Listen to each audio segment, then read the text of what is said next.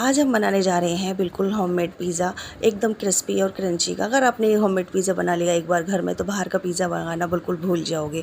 जैसे कि मैं देख सकती हूँ, मैंने लिया है ईस्ट को आप देख सकते हैं कौन सी कंपनी का लिया था। मैंने गर्म पानी में ईस्ट को 2 से 3 चम्मच घोल के रख दिया है, उसको मैंने छोड़ दिया है रेस्ट पे। फिर मैंने एक डोंगे में लिया है 2 कटोरी मैदा में डाल लिया है। मैंने ले लिया है बेकिंग पाउडर मैंने 1 से 2 चम्मच डाला है उसमें।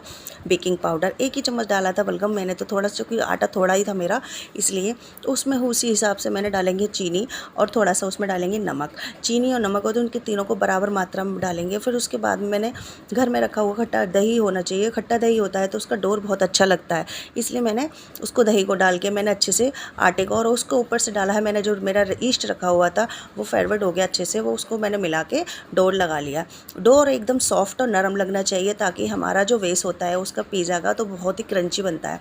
उसके बाद में मैंने ले लिया था एक फ्राई पैन, जो मेरा तड़का वैन था। फिर उसमें डाल दिया था मैंने बटर में मैंने गार्लिक को छील के रखा हुआ था। बहुत सारी गार्लिक थी मेरी, कटिंग करके रखने के बाद में मैंने उसमें गार्लिक को भूनना है। उसके अंदर भूनने के बाद में मैंने एक कटोरी में गार्लिक को अलग कर दिया और बटर को अलग कर दिया। फिर उसके बाद में मैंने अपने चम्मच की सहायता से गार्लिक को अच्छे से मैंने उसको क्रंच कर लिया। फिर उसके बाद में मैं बनाने जा रही हूँ होममेड पिज़्ज़ा की सॉस मैंने डाल दिया था। गार्लिक में 1 चम्मच डाली थी मैंने सॉस के डालने के बाद में मैंने डाला था 1 चम्मच उसमें मेयोनी के बाद में मैंने डाला था उसमें रेड चिली, मतलब घर की ही थी, जो सब्जी में डालते हैं नॉर्मल हम, हाँ, लाल तीखी मिर्च जो होती है थोड़ी बोलते हैं जिसको। फिर उसमें डाल दिया मैंने चुटकी भर नमक।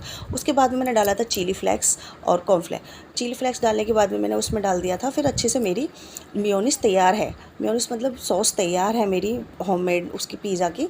तो उसलिए मैंने पिज़्ज़ा की सॉस तैयार करके रख लिया। फिर मैंने आटे को देखा तो मेरा आटा बहुत ही अच्छे से नरम और सॉफ्ट हो गया, तो मेरे हाथ की सहायता से मैंने उसको अच्छे से बना लिया है। आटे को गोल बनाना है और बेलन से नहीं, हाथ से ही बनाना है। फिर उसके बाद में मैंने फोर्क से उसके अंदर छेद कर लिया ताकि ये फूले ना।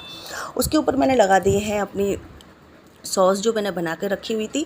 सॉस लगाने के बाद में हम तैयारी करेंगे पिज़्ज़ा की तैयारी करने के लिए, जैसे कि मैंने शिमला मिर्च है, अपने वेजिटेबल जो आप चाहो वो वेजिटेबल डाल सकते हो जो आपको पसंद हो।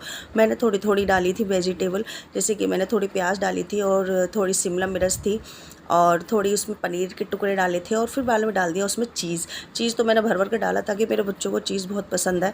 अब मैंने लगाए हैं 2 डोर बनाए थे और दोनों तरीके के अलग अलग मैंने दोनों पिज़्ज़ा बनाए थे। एक तो मैंने बनाया था पिज़्ज़ा तवे के लिए और एक बनाया था मैंने कढ़ाई के लिए।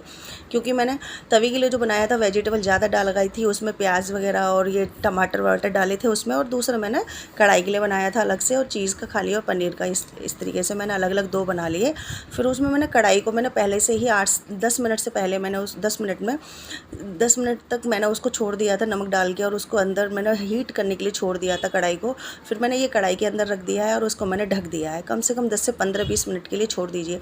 देख सकते हैं कितना क्रंची और कितना ही टेस्टी रंग आ रहा है मेरे पिज़्ज़े के ऊपर, एकदम खाने में एकदम लजीज लग रहा था। फिर हम देख सकते हैं दूसरी तरफ में जो मैंने रखा हुआ था तवे का पिज़्ज़ा भी देख सकते हैं कितना अच्छे से एकदम चीज़ बबल कर रही है, और मेरे बच्चों को मुँह में पानी आया, मम्मी जल्दी जो, और खाने के लिए भैया रेडी हो गए वो तो। फिर देख सकते हैं कितना क्रंची और कितना ही टेस्टी मेरा पिज़्ज़ा बना है। अगर आपको ये पिज़्ज़ा बनाना है तो आज अच्छे से मेरे चैनल को लाइक कीजिए, सब्सक्राइब कीजिए और शेयर करना बिल्कुल मत भूलना।